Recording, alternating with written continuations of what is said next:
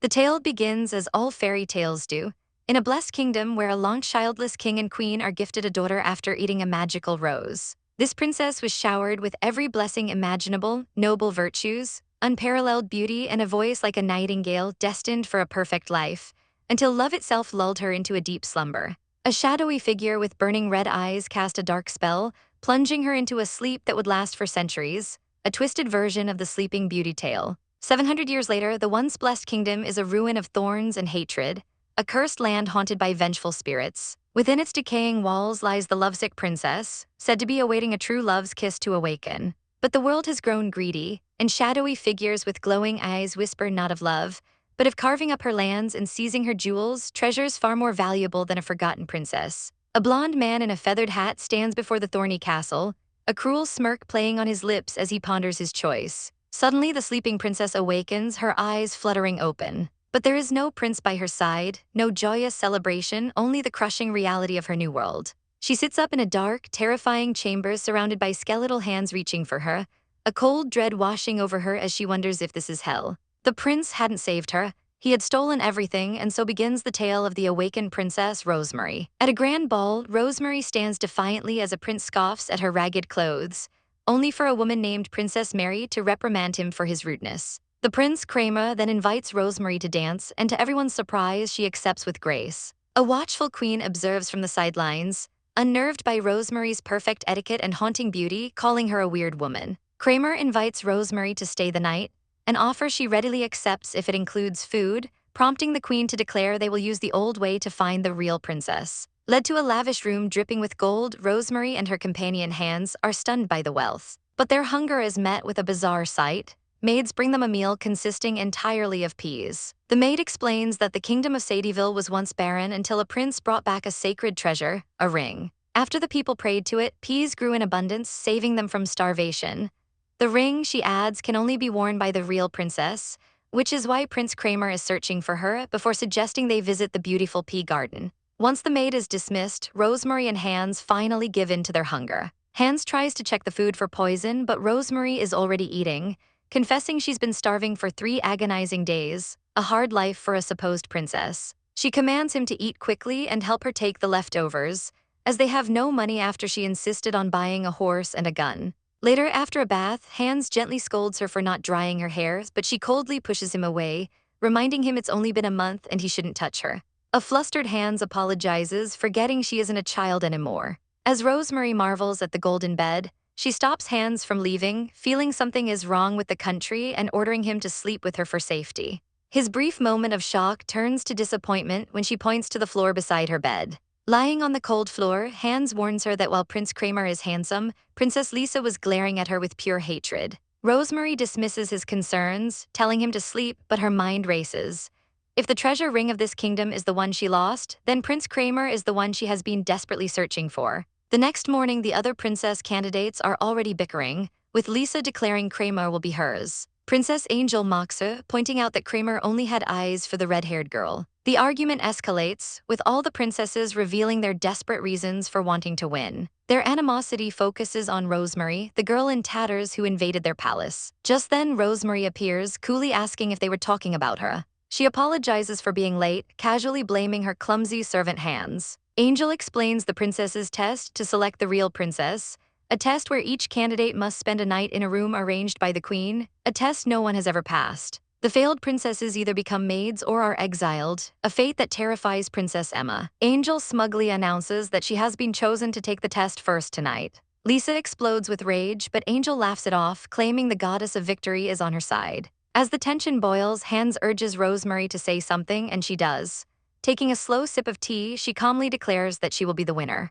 She has no interest in being a princess, she says, but she has reasons not to lose, setting herself apart from the others. Angel departs with a smile, asking them to wish her luck as she heads for the test. But her luck runs out instantly. The queen returns with a grim expression, announcing that Princess Angel has failed. The other girls are shocked by how quickly it happened, and the queen informs them Angel has already left. Lisa and Emma immediately vie to be next, and the queen chooses Lisa. As Emma trembles in fear, Rosemary leans in and gives her a stark warning.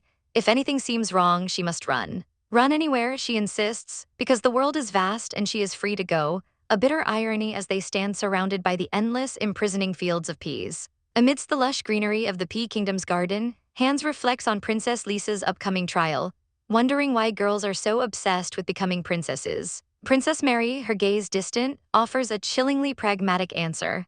It's because they aren't real princesses, just ordinary girls from common families chasing a slim possibility.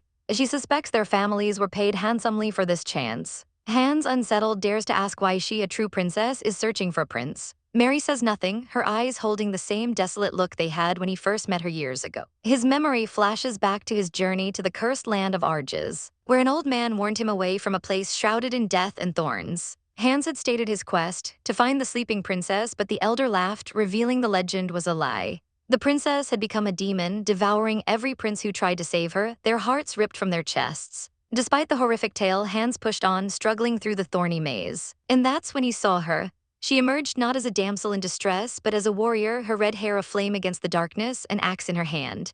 He found her covered in wounds, and his concern was met with a single, desperate question repeated over and over. Where was her prince? That encounter somehow led to him becoming her servant, a strange twist of fate he'd come to accept. Their reminiscing is cut short by the arrival of the smarmy Prince Kramer, who dismisses Hans with a flick of his wrist and takes Mary's hand. He leads her through the garden, boasting of its beauty before revealing the kingdom's secret.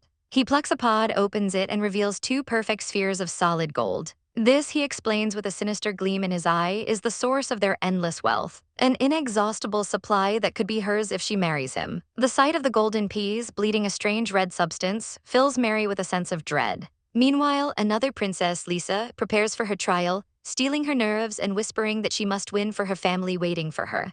Kramer's words about the trial echo in Mary's mind, his promise to place a legendary ring on her finger after her success, followed by a cryptic warning for that night, do not close your eyes. A sudden sense of urgency grips Mary, and she bolts from the hall, declaring she needs to find Lisa. They run into another princess, Emma, who confirms Lisa has already left for the trial. Ignoring Emma's panicked protests, Mary announces they have to stop her and drag her out if necessary. Emma points them to the room, begging them to turn back, terrified of being banished, but Mary ignores her.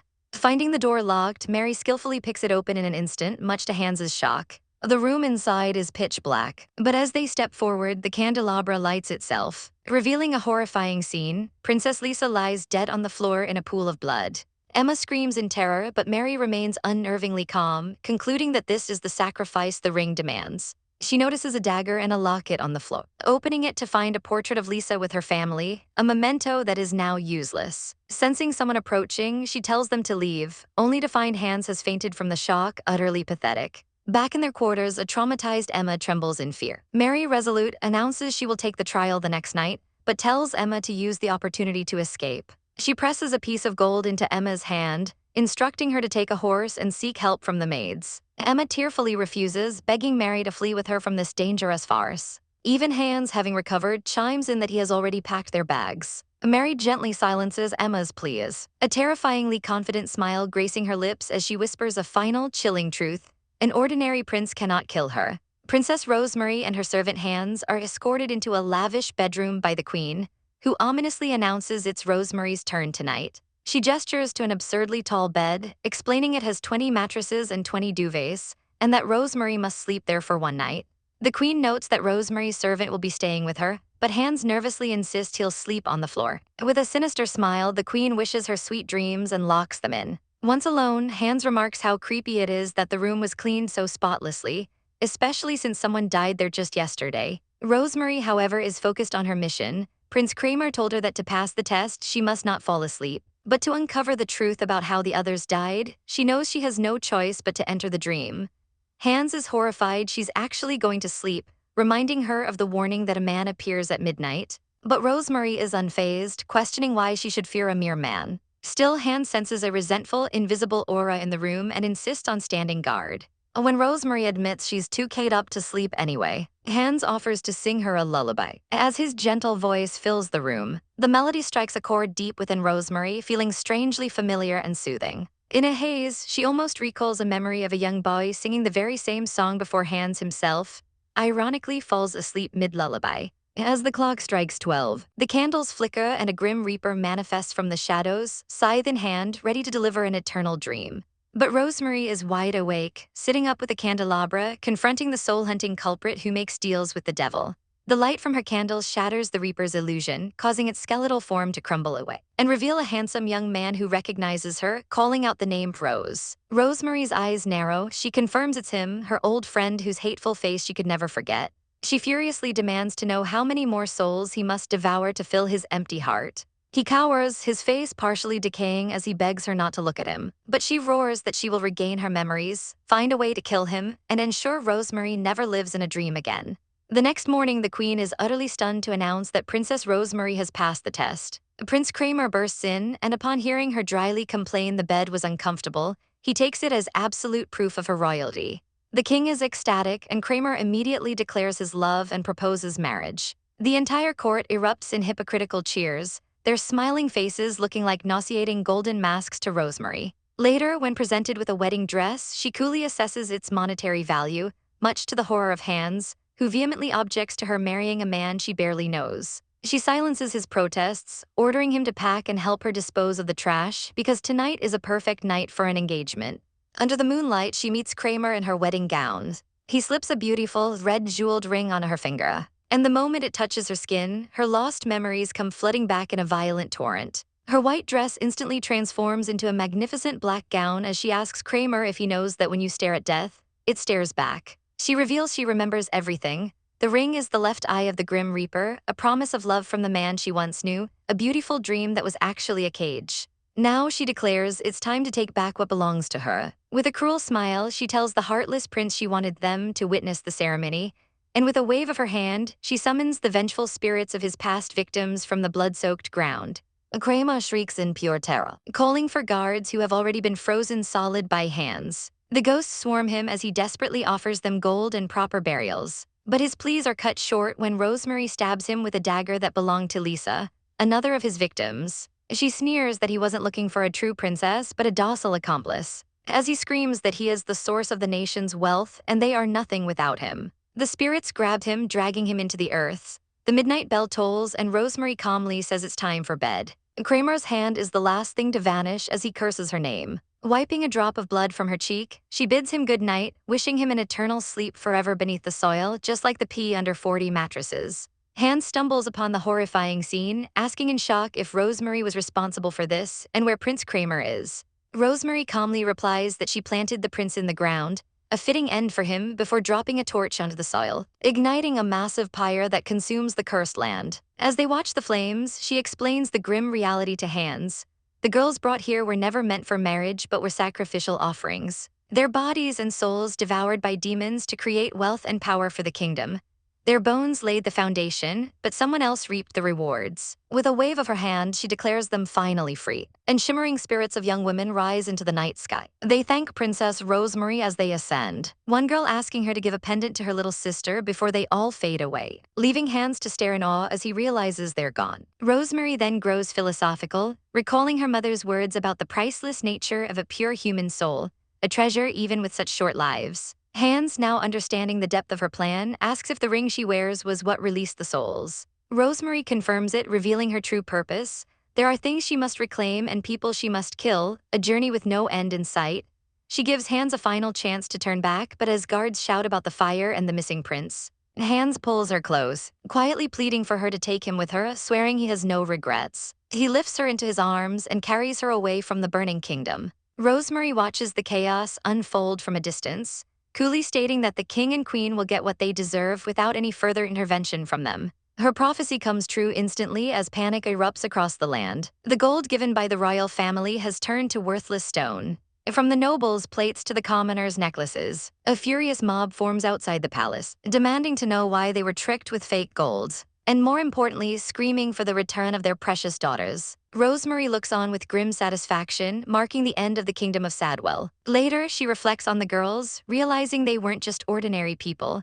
They were blacksmiths' daughters and maids with their own lives and families. She examines a beautifully forged dagger one of them left behind. hoping that at least Emma managed to escape and will never want to be a real princess again. Exhausted from their journey, she decides it's time to rest. When Hans asks what they have to eat, they both look in disgust at the bag of pea cakes he's been carrying. Their next destination is the notoriously warlike nation of Bregent, and Rosemary's eyes gleam at the mention of another prince. Feigning weakness, she sends Hans to find water and food. He quickly locates a pond, but a rustle in the bushes startles him. It turns out to be a cute little deer, which he happily shows to Rosemary. Her reaction, however, is not what he expected.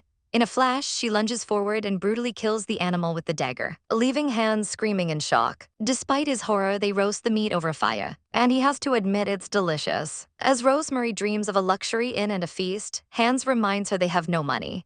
With a sly smile, she reveals a single golden pea, a gift from Prince Kramer that didn't turn to stone.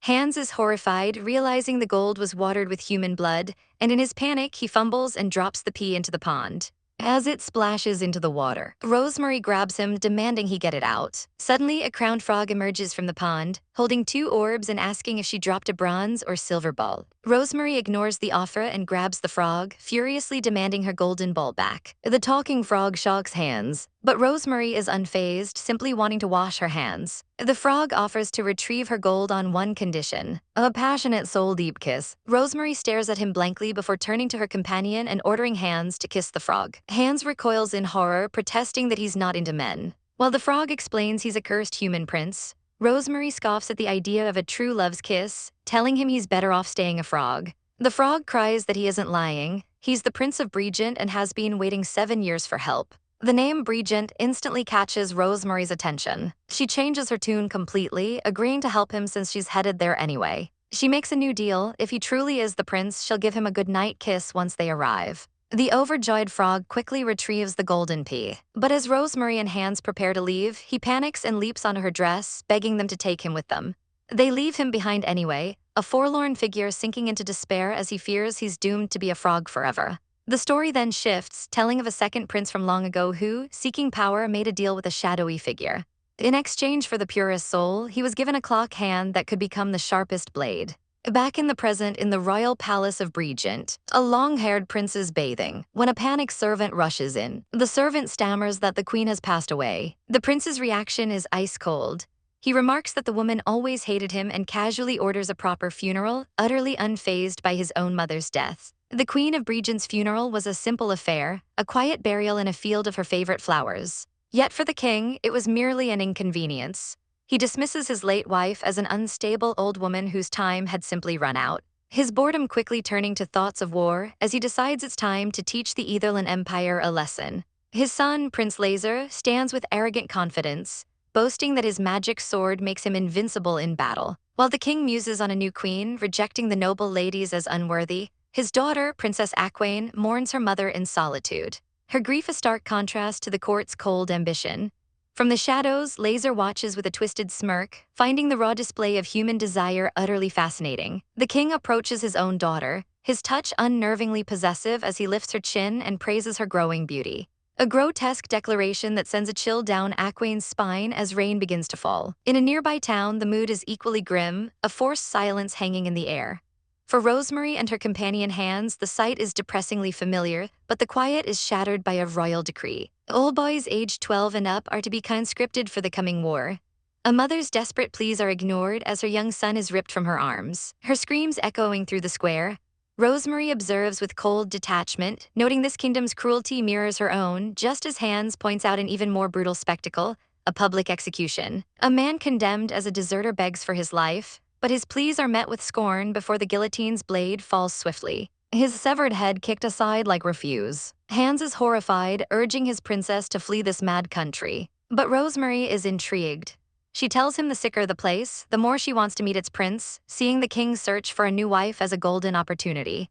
Their observation doesn't go unnoticed, and guards quickly converge on Hans, deeming him strong enough for the army. As he begs for her help, Rosemary leans in close, her voice a low whisper as she commands him to play his part, gather intelligence, and find out if this country holds any treasures. With a final, chilling warning not to lose his head, she watches him get dragged away, a faint smirk playing on her lips. Now alone, Rosemary infiltrates the palace, posing as one of the candidates for the new queen. When the king and Prince Laser finally appear, Laser's gaze inexplicably locks onto Rosemary, a flicker of something fierce in her eyes catching his attention. Before he dismisses it as imagination. But the king has a shocking announcement. He dismisses all the candidates, declaring he will marry his own daughter, Princess Aquane. The court erupts in stunned silence, but a single voice cuts through the tension with a defiant "I refuse."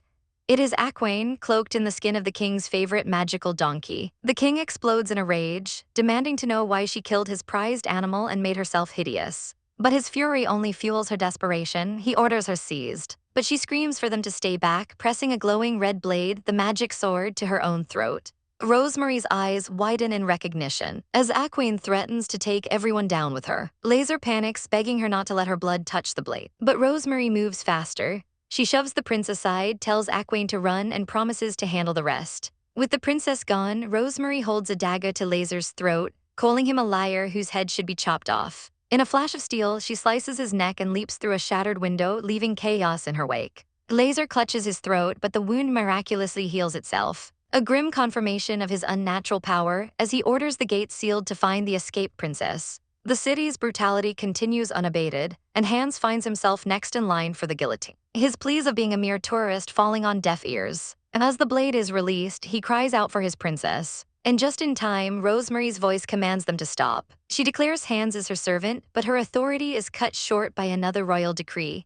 The invasion is off, and the hunt for Princess Aquane and the stolen magic sword is now the kingdom's top priority. Now free Hans follows Rosemary to an inn, where a talking frog suddenly appears, claiming to be a prince and shamelessly flirting with the waitress. Rosemary, entirely unimpressed, calmly suggests roasted frog for dinner and holds the terrified amphibian over a fire. The frog, Prince Laser, hastily explains he is the true prince, transformed by a monster he accidentally released from a lake when trying to dispose of the cursed magic sword. Rosemary instantly connects the dots.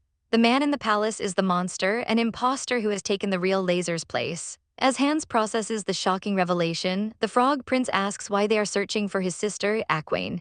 The mention of the princess's name alerts the local women, who surround their table with hostile glares, vowing to protect Aquane from the king's lackeys. Just as they are about to be thrown out, the frog leaps onto the table, silencing the room as he proclaims that he is the real Prince Laser, and the ruler in the castle is a fake. A muscled frog calling himself Prince Laser is met with utter disbelief, his claims of royalty dismissed as nonsense. He desperately flexes his amphibious physique, declaring his body is his proof, but it only invites more ridicule, leaving him to lament that he'll be sleeping on the streets again. As Hans dryly notes that Princess Rosemary has become quite skilled at packing supplies, Laser pours his heart out to her in the woods. He reveals a horrific story. His own sister, Ayayuane, supposedly killed his treasured pet Saron and stole the magic sword. The reason for this betrayal cuts him to the core. Their bastard father, the king, had announced his intention to marry her. The sheer despair of the situation overwhelms him, and he breaks down, sobbing that he's a failure, unworthy of being a prince because he couldn't protect his mother or his sister from tragedy. Hans calmly points out that the frog might be useless, but the person who can stop it is right there. Rosemary's expression remains as cold as stone as she clarifies her own motives. She's here to reclaim what is hers, recover her memory, and kill someone who must be killed. She issues a chilling warning to Laser, stating that if he really is the prince, she will kill him eventually, so he should not mistake her for a savior. Undeterred by the threat, the frog prince becomes even more desperate, begging Rosemary to save Ayayuane, offering his own life as payment. He even puckers his lips for a vow-sealing kiss, an offer she immediately and bluntly refuses. Their search for the missing princess proves fruitless. The townsfolk are too terrified to speak of her. Laser leads them to a secret place from his childhood. It's an abandoned garden with a dry fountain. There, Hans points out a patch of beautifully cared-for dianthus flowers, explaining that they symbolize a mother's love and can bloom even in the most desolate places. Laser is struck with emotion, realizing his sister must have been tending these flowers for 7 long years. A memory floods his mind. His mother, resting in a field with him and Ayayuane, telling them a strong heart can never be defeated by the magic sword. While he had boasted of his duty to inherit it, Ayayuane had worried he would become angry and scary like their father. Their mother had simply held them close, wishing they could one day lead a country without war or sorrow. The memory fades, leaving the frog prince weeping, crying out his sister's name into the empty garden. 3 days pass with no sign of the princess, and the imposter prince's patience wears thin. He issues a monstrous decree. Until Princess Ayayuane is found, 1 citizen's head will be cut off each day. A young woman named Milena is dragged screaming toward the guillotine. Rosemary watches with disgust, remarking that the old king has gone mad. This is the final straw for Laser, who roars in fury that the impostor dares commit such atrocities while wearing his handsome face. He leaps onto the execution platform, but the false prince is merely amused by the sight of a talking frog. Laser shouts to the crowd, proclaiming he is the real Prince Laser and that the man on the throne is a monster. The impostor smirks, coolly asking the crowd who seems more like a monster, him or the talking frog. Convinced of his victory, he orders the execution to proceed. But before the blade can fall, a sword flies through the air, knocking the executioner's hand away. Rosemary casually admits she threw it, telling Hans it didn't matter since he wasn't using it anyway. The impostor's facade cracks with rage, and he declares that while he doesn't usually use violence on beautiful women, she is a clear exception. He draws a pistol, which Laser instantly recognizes as his own. Hans moves to protect Rosemary, knowing that using his magic would reveal his location but seeing no other choice. Suddenly, a voice from above orders them to stop. On a nearby rooftop stands a figure in a donkey skin cloak, holding the magic sword. It's Princess Ionette. The impostor commands his guards to seize her, and Rosemary remarks on the princess's remarkable bravery. Ionette flees with the soldiers in hot pursuit, leading them to the edge of a high cliff. She faces them down, acknowledging they are only following orders but declaring the sword will never fall into her father's hands. As the princess, it is her duty to end this now. The impostor raises his pistol and fires without hesitation, coldly stating he has no use for a disobedient sister. Though wounded, Ionette remains standing, her eyes filled with tears and defiance as she vows the devil will not succeed. She slices her palm on the cursed blade, swearing a blood pact to offer her soul in exchange for the rebirth of the land. From the sword, a horrifying skeletal reaper emerges, born of her sacrifice. The entity whispers to the terrified Ionette, urging her to penetrate her own body with its sharp tip. As she recoils in fear, Rosemary suddenly appears beside her, gently telling her she did wonderfully and can now rest. Taking the magic sword, a flicker of memory returns to Rosemary, the pointer of time. She faces the Reaper, declaring that while it may steal lives, it will never rule over time. The entity dissolves into nothingness under her power. As the impostor demands the sword, Rosemary speaks of legends and virgin sacrifices before revealing her true nature, declaring that they are the true masters of time. As she lifts the sword and the world freezes, the impostor prince is paralyzed, staring in horror as he realizes time itself has stopped. Rosemary looks down on him with utter disdain and pronounces his sentence with a single word: die. With their enemies frozen, Laser leaps into his sister's arms. Ionette finally recognizes her brother, stunned by his transformation. Rosemary explains the sword's power and calmly instructs Hans to tie up the executioners, announcing she must now visit the royal palace. She confronts the terrified old king, who demands to know how she possesses the magic sword. His calls for guards are useless, as they too are frozen, and Rosemary informs him that it is time for his judgment. Soon after, the people gather once more before the execution platform. Princess Ionette appears, no longer hidden by the donkey skin, and addresses the crowd. She reveals the truth. Her brother Laser was turned into a frog by the magic sword, and the man they believed was their prince is a monster. As the crowd murmurs in understanding, the bound and defeated king is brought forward. He laughs like a madman, insisting his daughter has lost her mind and screaming for the people to release him. The crowd scatters in terror as the headless body continues to speak, a monstrous sight that defies all reason. From the bloody stump of its neck, a voice cackles that it has more than one head. And to prove its point, a second maniacal face sprouts from its shoulder with a twisted grin. The frog Prince Ionite croaks in disgust at the grotesque display, but Princess Rosemary's patience has worn thin.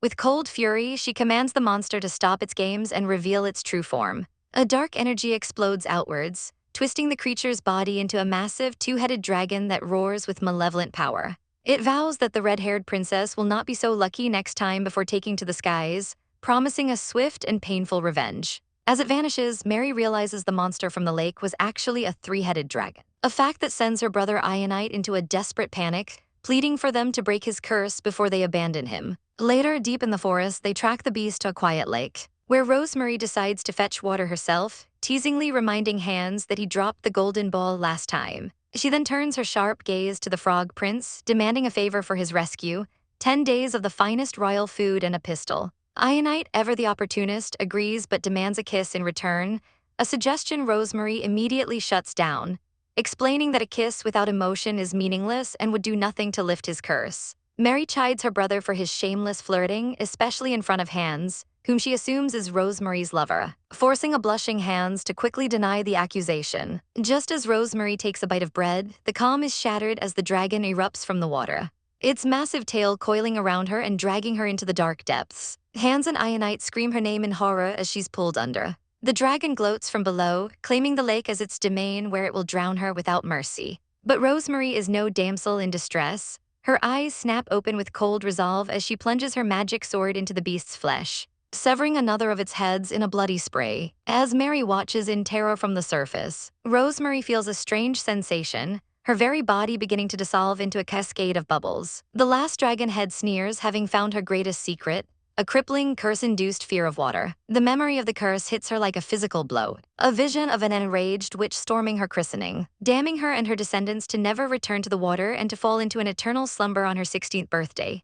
A young sorcerer, a boy who looked just like Hans, had intervened, softening death to a deep sleep to be broken by a prince's kiss. Rosemary scoffs at the memory, recalling it as nonsense. She had fallen in love with another, a prince from the realm of dreams. And it was for him that she foolishly pricked her own finger on the spindle, embracing the curse. Sinking into the abyss, she resolves that regret is a luxury she cannot afford. Her only choice is to push forward. Suddenly, Hans dives in after her, his hand reaching for hers through the murky water. The dragon scoffs at the servant's foolish bravery, but as Hans grabs Rosemary, a wave of impossible cold radiates from his body, freezing the monster solid in an instant. Seeing this, Mary dives in to help. And as she reaches for Ionite, she sees a vision of a beautiful woman kissing the frog, a kiss of true love. Rosemary and Hans break the surface, gasping for air. While on the shore, the curse is finally broken. Ionite is human again, a handsome man who stares at his hands in disbelief. He and Mary share a tearful reunion, leaving Rosemary to wonder what just happened. She asks about the monster, and Hans reports that it escaped wounded and weakened. Her eyes then fall on his hand, which is tinged blue with frost. He nervously dismisses it, terrified his secret is out. Ionite, meanwhile, grabs Mary's hands, declaring her his destined soulmate. But she shoves him away, calling him ugly and threatening to turn him back into a frog. The family drama continues as Mary explains their mother knew he was the true prince and was locked away by their father for it. She then proudly recounts how she stole the magic sword by disguising herself as a donkey. After Ionite pays respects at his mother's grave, Rosemary confronts Hans, demanding to know how he was aware of her aquaphobia. He admits he met her long ago when she was just a baby, confirming he is from the land of immortality, a place Rosemary vows to visit. He promises to accompany her on her journey. Watching them, Mary asks her brother if he has feelings for Rosemary. Ionite's gaze softens as he admits he does, but believes a woman so dazzling is far beyond his reach. Miles away, the wounded dragon, now a pathetic whelp, licks its wounds and dreams of revenge, only for its mysterious cloaked master to appear. The dragon pleads for help, but its master silences it with a cruel stomp of his boot. The man's face is revealed. It is the Prince of Dreams from Rosemary's past, and his cold gaze is fixed on the horizon, a chilling recognition in his eyes as he realizes who he's truly up against. A mysterious cloaked figure senses lingering magic from china pink flowers, realizing her target passed through not long ago, a triumphant smile crossing her lips as she whispers that she's finally found him. Elsewhere, a dapper frog waxes lyrical about the Etherland Empire, a land of rare treasures, gold mines, and most importantly, beautiful women. The frog is none other than Prince Rast, and Rosemary questions why he's in his amphibious form again, to which he replies he simply came to follow his dear Mary. Her companion Hans explains that Rast's curse isn't fully lifted, only allowing him to occasionally transform back into a human, while Rast adds that since Bregant has been handed over to Ionite, he must go to the Etherland Empire for a peace treaty and offers to help Rosemary find a way to break her own curse. He offers his services to the princess, but she coldly warns him to keep his distance. Unfazed, Rast presents a gift from Queen Ionite, a beautiful small pistol to help her overcome the dangers of her journey. Rosemary accepts it for her sister's sake, then promptly dubs Rast her servant number 2 and orders him to go wipe himself clean. As he hops away, two birds on a branch ominously discuss a dying tree, murmuring that the Grim Reaper is unhappy and wants someone's soul.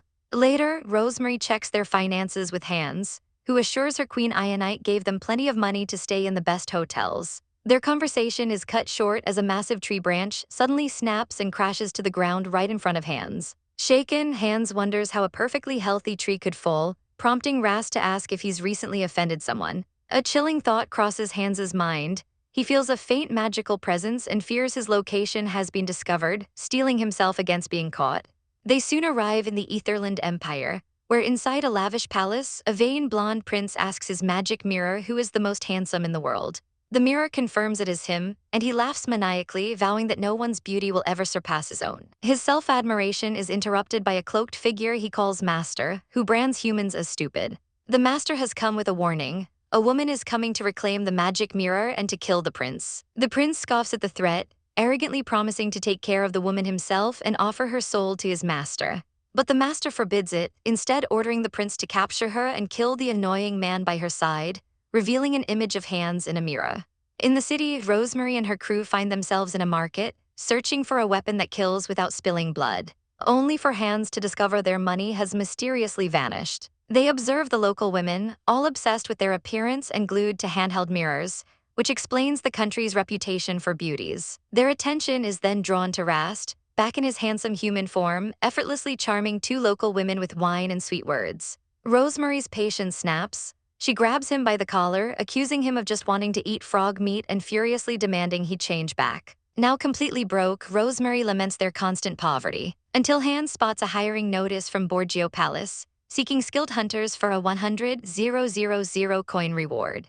Brimming with confidence, Rosemary declares there's no prey she can't kill, and they head for the palace. Inside, a cruel queen asks her own magic mirror if she is the most beautiful. The mirror mocks her aging face, sending her into a rage as she smashes it to pieces. As she despairs over her wrinkles, the mirror's dark spirit whispers that it's all Snow White's fault, that giving birth to the child made her old and ugly. It reveals Snow White is hiding in a cabin belonging to 7 dwarves in the Etherland forest. The queen screams for her attendants to bring the hunters she summoned. Rosemary's group is brought before her, alongside another blonde hunter, and she immediately demands half the bounty up front. They're informed there's only one reward, going to whoever kills the target first. The queen then gives her chilling command: kill the person in the forest cabin and bring back her heart and liver. Hans is horrified that their prey is human, but Rosemary is already gone, determined to win. The blonde hunter smirks, his gaze lingering on Hans with unsettling intensity. In the forest, they track their target, followed by the silent, strange hunter. They find the cottage, and Rosemary wastes no time kicking down the door. Revealing a terrified young girl inside, the girl flees, and Rosemary orders Hans to catch her, but she vanishes into the trees with impossible speed. Suddenly, a shot rings out. The blonde hunter had taken aim at Hans from the bushes, but his shot missed. Hans reports the attack as Rosemary spots the girl hiding. She approaches gently, but the feral child lunges and bites her arm. As Rosemary fumes, her companions suggest the girl might have mental issues. Her gurgling stomach reveals the truth: she's starving. Back at the cottage, Hans prepares food for her, and when asked her name, she replies, Snow White. Rast can't understand why the queen would want to kill such a beautiful child. But his sentiment is short-lived as Snow White finishes eating and throws the plate on the floor, splattering food all over Rosemary's face. As Hans and Rast restrain the enraged princess, Snow White simply laughs. Rosemary, however, remains cold and focused, reminding them that the queen demanded a heart and liver, and that's exactly what they will deliver. That same night, a group of dwarves return to their cottage, celebrating a recent gold find, only to stop short, realizing someone is inside their home.